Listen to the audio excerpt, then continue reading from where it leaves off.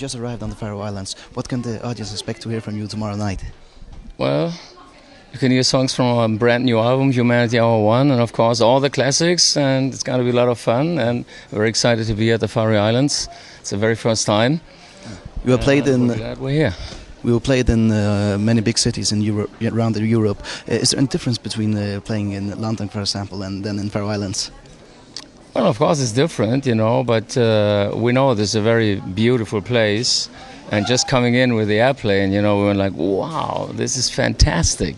So we're all excited. And, it's different, but there are many festivals all over Europe in the summer, and this is one of the big summer festivals. And, we're ready to rock. You're ready to rock. What else will you be doing on the Faroe Islands? Well, I have no idea, we just got here, and I'm sure the promoter, they will take us out, so we have a chance to see a bit of all those islands. And since there's little time, tomorrow there might be sound check.